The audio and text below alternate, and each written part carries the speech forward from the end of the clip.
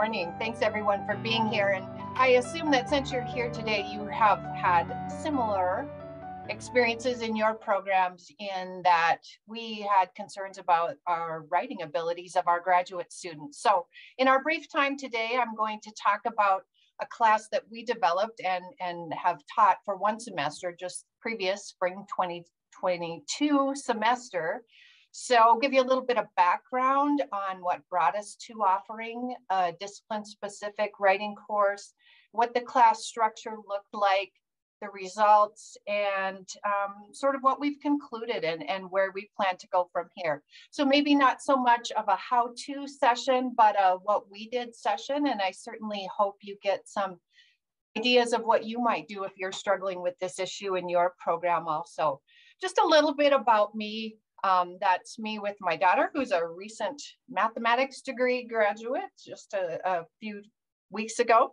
I'm a speech pathologist. I don't have an English degree. I'm not a composition teacher, but I have worked in higher ed, taught for 25 years at both the undergrad and grad levels, teaching both didactic and clinical teaching. And so I think even though I don't bring English and composition and maybe general writing teaching knowledge, I do know about writing in our field, and that's what I've brought to this process.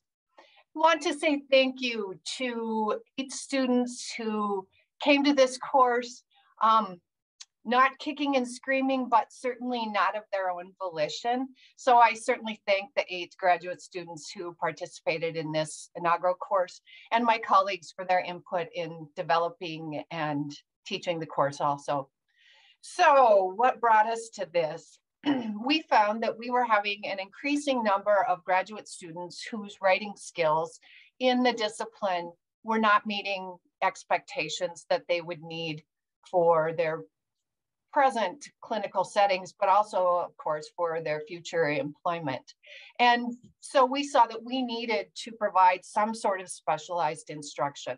Of course, our professors and instructors, our clinical instructors were certainly working with students, but we felt we needed something beyond what we typically did with all students.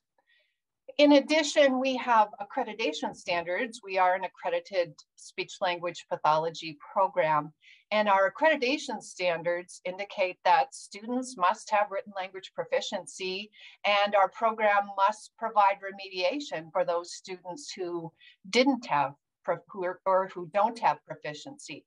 There's a look at the Council on Academic Accreditation Standards, the first one having to do with professional practice and the need for students to learn expressive communication skills, including effective written communication across settings that they will need as professionals. And then there is the other relevant standard regarding the program having to provide some sort of intervention for students not meeting that standard. So our problems were basically twofold. And our solution was that we decided to develop and teach a special topics discipline-specific writing course. And I note this as a prescribed course. And by that, I mean that we told a group of students that it was mandatory for them to take this course. So the format for that, we decided that it needed to be more than just a once-a-week seminar. It needed to be a 2-semester-hour course. So we met twice a week for an hour each time. And I think that was a really good decision in order to get some continuity, to get enough practice time. We talk about a concept more than once, that the twice-a-week format really worked well. We also discussed if we felt the course should be a pass-fail SU sort of grading, or if it needed to be graded. And we decided upon actually having it being a graded course. And I think that was a really good decision. Sometimes a pass-fail and SU can result in students doing sort of that minimum just to pass. And we wanted students to be a little bit more driven, a little bit more invested. So we did have it be a letter grade assigned to it. Also used a textbook And there are a handful of textbooks available. This is the one we settled upon, and I think it was a really good choice. I'll talk a little bit more about the assignments from the textbook in a bit, but it's sort of a workbook, instructional and workbook, and that really worked well for teaching students the skills that we needed to accompany the class. These were the course objectives, and this is a piece that if and when we offer the course again, I think we'll be revising some of these course outcomes. I like the first one. The first one really details something that we spent a lot of time on. The second two, maybe we'll be doing some rewriting of those. I had about 2 weeks to put this course together. And those 2 weeks were right before finals in fall semester when we decided that we wanted to offer this. So definitely it was an ongoing work in progress and still is if we offer the course again. Pedagogy, in terms of what I used in the course and what I felt really worked well. I didn't want this to be a lecture course. I don't think that's an effective way to teach writing. So I used a lot of mini lessons. I'd often start off with a brief PowerPoint sort of presentation where I talked about a skill or a concept. And then we used many of the other methods for the remainder of the course time. So I think that worked well. Again, I didn't want students just sitting there listening to me for 50 minutes. That's not useful learning. Provided a lot of examples to the students. Examples, especially of good writing. It's one of those things I don't think we know what we don't know until we see something that's better. So I tried to bring in lots of examples of my own clinical writing, examples of other students' clinical writing, examples of professors and clinical instructors writing, so that they could start to see what good writing looked like and hopefully then make the next step to see that their writing didn't look like that and maybe be the impetus for some change. So we did a lot of writing examples. We did a lot of group discussion. On the first day of class, I had students circle their desks so that we all could have a better discussion. And I didn't even have to mention that again on any of the subsequent class days. The students automatically put the desks into the circle when they came into a room. So I think they really appreciated those group discussions. We were able to provide feedback to each other pretty easily in that way. We're able to talk about struggles with writing, lots of group discussions. So that was useful. It wasn't writing, but it was talking about writing a lot. I did a little bit of gamifying the course, used quizzes.com. I don't know if you're familiar with that, but it's a lot like Kahoot. Quizzes, especially on writing, punctuation sorts of things, editing, writing, phrasing, grammar. There are a lot of pre-developed quizzes that I just jumped in and used those. And the students really liked this. It was a little bit of a change of pace. It was kind of interesting. On the first day, I said, you don't have to use your real name. Don't put, when you log in, make up a name. And most of them actually put their real name in that first day. So I reminded them, you don't have to, this can be completely anonymous with your made up names. So the next time we did quizzes, there were some fun names in there. And then down the road, I started to see their real names coming up again on the screen. And I said, you guys, you don't have to use your real names. And what they were doing actually is they would put someone else's name in the class in, and they thought that was sort of funny. So we evolved as a group too. They certainly became close in their work on improving their writing. We did a fair amount of peer editing. Again, another chance for them to see each other's writing and to move to that higher order of learning in analyzing someone else's work. And then I think that we did some of this on their actual assignments that they would be using for their clinical placements. And then hopefully, in fact, I know it did, improve their whatever product they turned in for those assignments. A really important component was my feedback to the students. I've always believed that I can't just mark something wrong, particularly in writing, without giving a student an explanation of why it's wrong. So the grading component on my part was intensive. Because I felt every time I took some points off for any writing errors, I needed to give them, I owed them, as a matter of fact, that feedback in why it was wrong. We can only do better when we know better. So I provided lots and lots of feedback to them on their writing. Assignments that were used throughout the semester, they had weekly assignments from that textbook.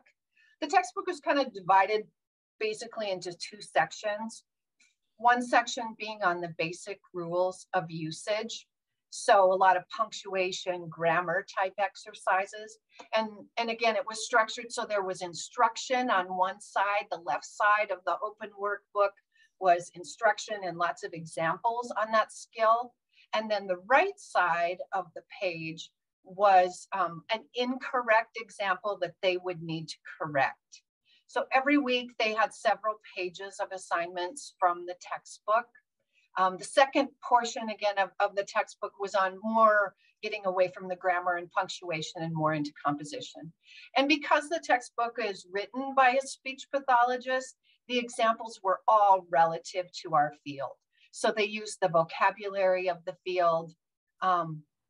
It forced students to not just think about punctuation, grammar, writing, but to also connect that to concepts within our field.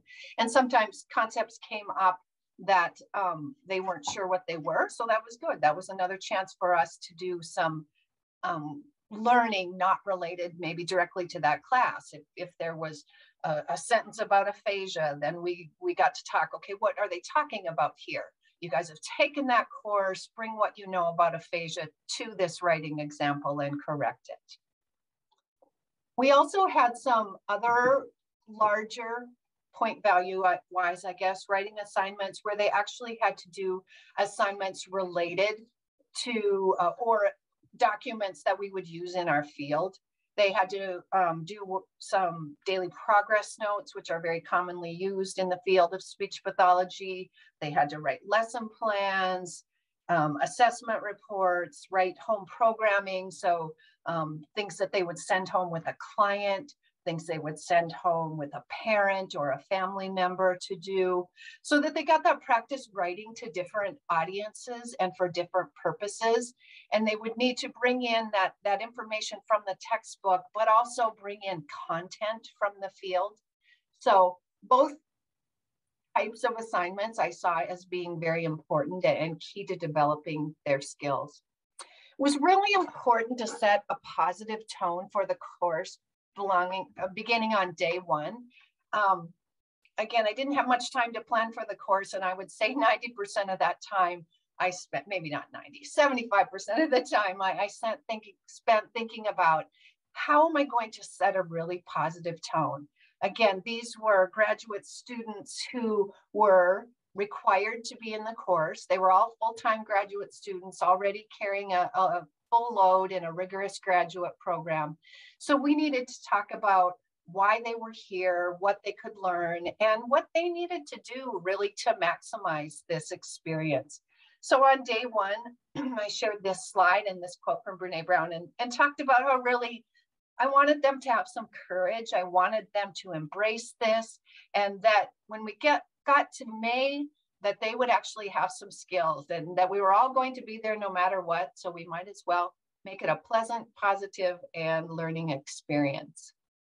I also shared this pretty simple diagram, but I think it was really meaningful to them. I talked about the fact that what we're aiming for is that they all land in that green box eventually. We want our graduates to have good clinical skills, but also have good writing skills. And the merge of those two would make them successful speech language pathologists. Talked about the fact that I didn't see them as currently being in that red box, that they were really in our program or in this class right now, because our program, the faculty in our program, saw them as being more in that gold or or orange box, where we saw that they had valuable clinical skills. They had shown us that in their previous semester of clinical practicum, but that their writing skills were just not where their clinical skills were. We also talked about the yellow box. What would that look like if you were someone who had good writing skills, but your clinical skills were poor, and how your writing maybe could cover for that some of the time, but not all the time. So I brought in this diagram. We had a really nice discussion on what each of the boxes looked like. And I revisited this periodically with, remember, this is your goal. We're going for good clinical skills and good writing skills. I also, on that first day, shared this slide with them that they were only going to get out of this what they put in, and that I really encouraged them not to cut corners, that they needed to work hard. So that was my pep talk to students on the first day, and I think it worked. I think it set a really positive tone for the course. We did have some surprises along the way, and by we, I guess I mean I had some surprises along the way. And some of these surprises really necessitated that we pivot and make some changes in the course right there in that spot to meet students' needs. One of the really early surprises that I had, maybe even on day one, is that the students did a lot of blaming for their current state of their writing skills. A lot of that blame was directed toward their instructors and supervisors, and that all instructors want something different. We don't know what good writing is because one instructor tells me this and another tells me that. So we really needed to work through that blaming to get them to take ownership. I guess at some point I said to them, you have peers who aren't in this course. There are students who are good writers, and their different instructors see them as good writers no matter what the instructor's style is. So it's not productive for us to spend time talking about blaming. Let's embrace this challenge and let's move on. I was also quite surprised that they didn't understand the writing process. They really seemed to think that they should be able to sit down at their keyboard, type out a paper or a report, and submit it. And so I needed to instruct them on the writing process. And we talked about that maybe someday you'll be able to do that, but that's just not where you are right now. And in fact, that's not what most good writers do anyhow. So I brought in the 7-step writing process.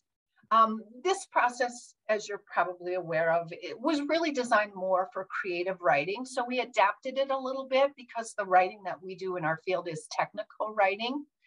So I talked about the 7 steps, beginning especially with planning and outlining. And I'm going to talk about that a little bit more in a little bit in a couple slides.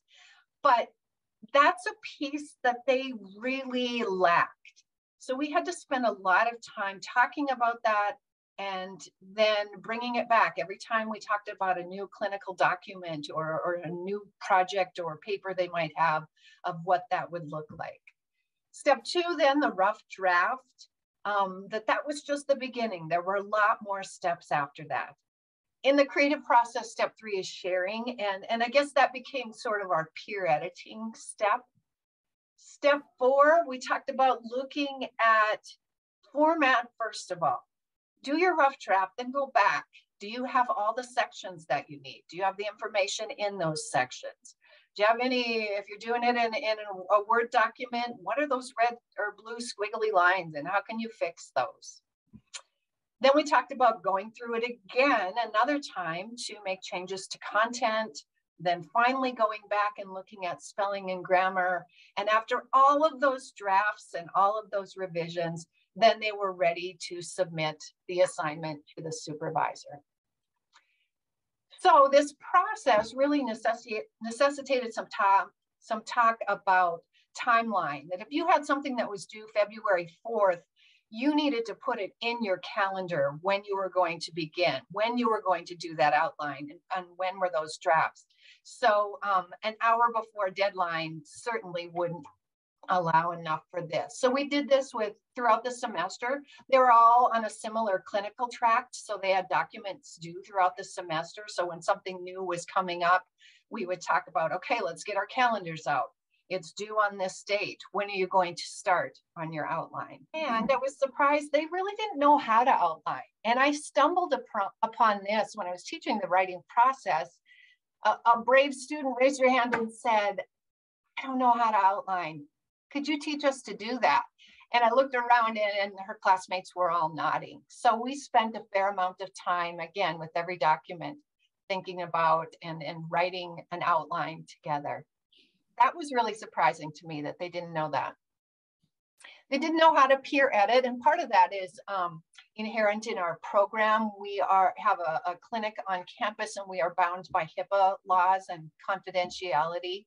So peer editing, we had some obstacles to get around to protect client confidentiality, but they did find that really helpful and valuable, and we talked about how they could do that in the future and still protect client confidentiality.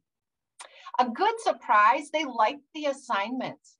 They liked those textbook assignments. And again, I stumbled upon this. I always had my assignments due Friday at midnight.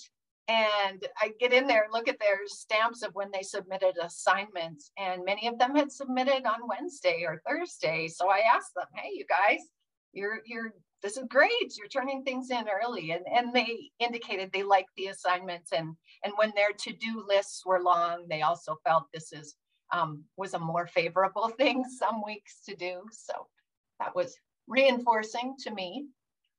They had some really valuable input. One of those things was a writing checklist that they suggested we develop. So as a class, we developed this document that they could use.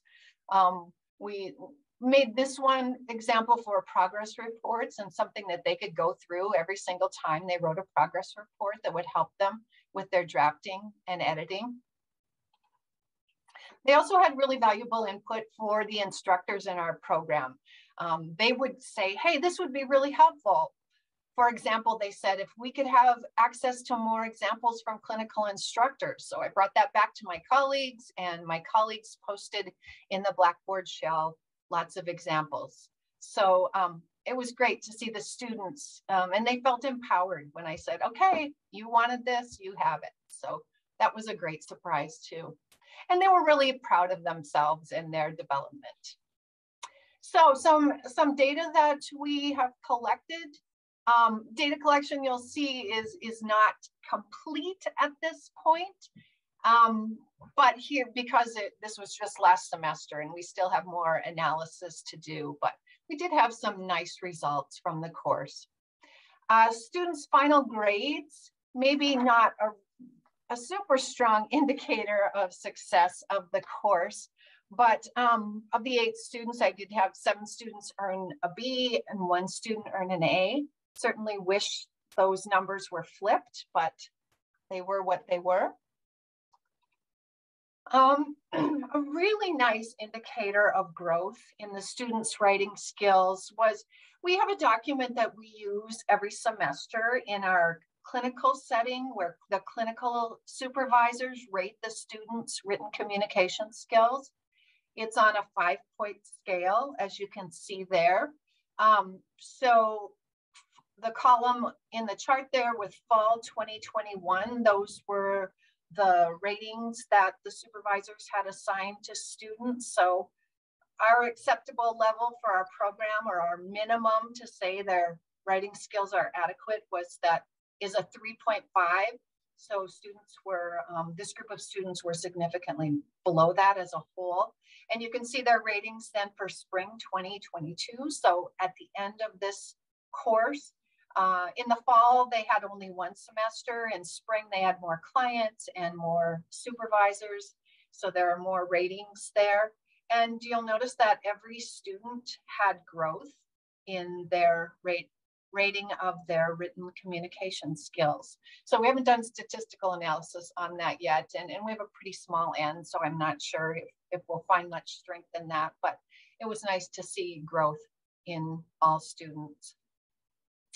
Also did a writing attitude survey. I used the one developed by Potson. This survey looks at how students feel, obviously, about writing. And there are 20 questions that students complete on their own.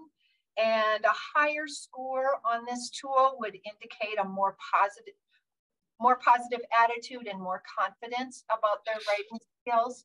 The questions, as you can see, when you look at the numbers there, it looks a little bit strange, but there was a mix of questions written in the negative and questions written in the positive. So that first one, so a negative, and if a student strongly disagreed with that, they would get 5 points. So again, on that tool, 20 questions, I had students complete that anonymously. So I only have aggregated data. I don't have change student by student. But in the fall, the average score for participants in the class was 61. And then re-administered the survey on the last day of class, and we saw a nice change there, that the average per student increased to 98. So they certainly had a much better attitude about writing by the end of the semester. Also did a writing behavior inventory, and this was 16 questions, also developed by Podson. This one, the Likert scale was similar for all of them. Higher, or was the same for all of them. Students would reply never, rarely, don't know, sometimes always. Higher scores would be what we are aiming for. Higher scores would indicate more efficient and more effective writing behaviors. So again, aggregated data. In the fall, students' average score was 40, just over 48. And by the end of the semester, they had more efficient and effective writing behaviors with an average score of 65. So had a nice increase there also over the semester. At the end of the semester, I had them do a narrative written language sample.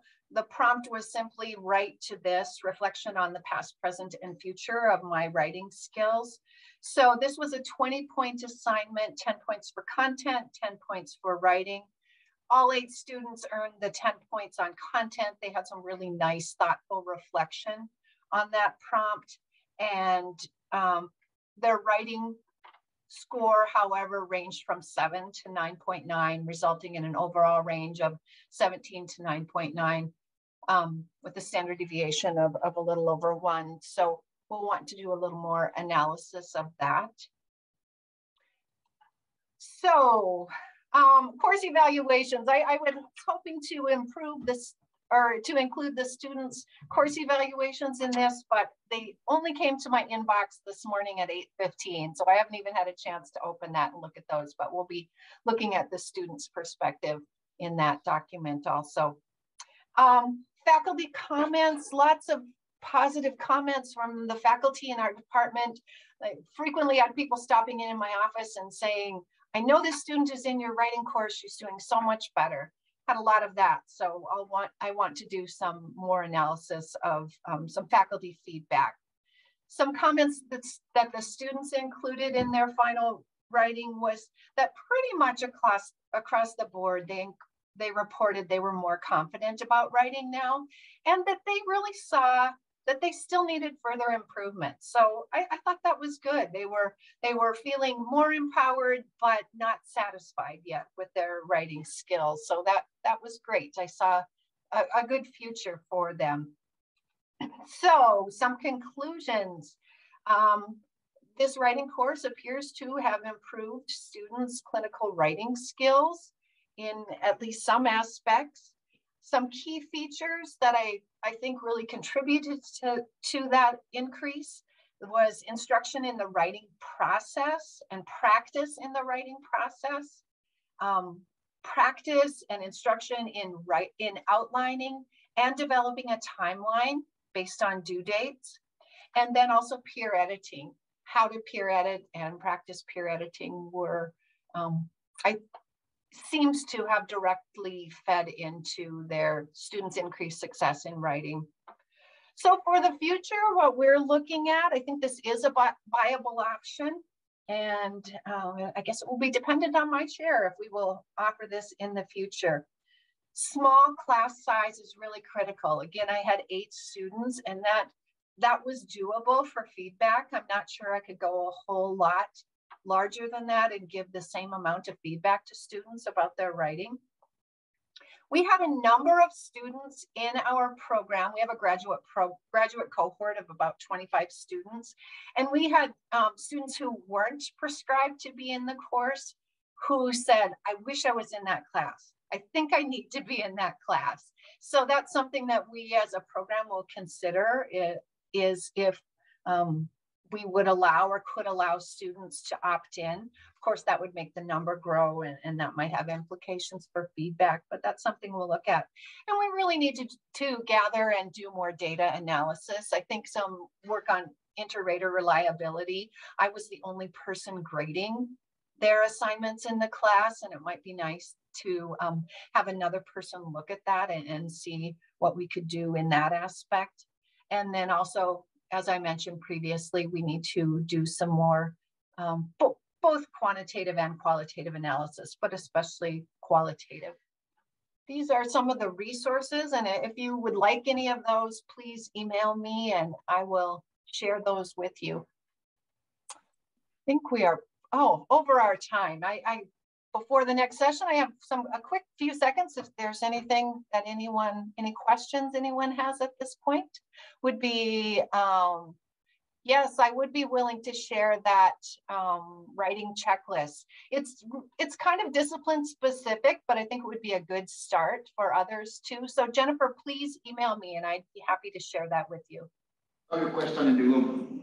Yeah, so that's really a comment and a question. So I think you want to be careful if you start opting in, your set of students is not going to be the same, right? So those who choose to opt in versus dictating to students whether or not they opt in, that's going to be 2 different sets of students for your statistics. But with the one class that you have now, if you compared it to the overall class and maybe ratings from the previous year or 2, that would be a high N, even if your N is only 8 for the subgroup, and that would be useful. But my question is, what do you find about students just simply practicing writing? So the problem that I find with my students is actually not only that they don't know how to write, but they don't even know how to write paragraphs, right? And so the solution that I use is they have to write every day. They have to look at research every day in class, basically. That's basically what we do. And I see improvements. I don't have the structure that you have in terms of teaching them the full writing process, but how much of this problem is simply our students are afraid to write and have basically 0 experience? I think that's definitely a lot of it. In our program, these are 2nd semester graduate students, and they are in their 3rd semester of clinical practicum. Most of them do 1 semester as undergraduates, but I think it is something they need to practice. And I think it sort of ties back to feedback also. Perhaps their previous writing, maybe as undergraduate students, they're in larger classes and instructors aren't able to give as much feedback. So it's hard to make growth without somebody mentoring you in that writing process. So yes, I would agree that practice certainly helps people become better writers. So I guess it speaks to all of us in all of our courses. How can we provide more writing experiences along the way to get that practice and then prescribe writing? And to your other point about stats, yes, that's another thing that I want to look at is how does the growth in these students compare to growth in students who weren't in the course? I think that's a really important comparison that we want to look at also. And your point about opt-in students versus prescribed, that's well taken. I really hadn't thought of that, but thank you. Thank you, Ms. Harmon. That's really very interesting research. Thank you for sharing. Thank you.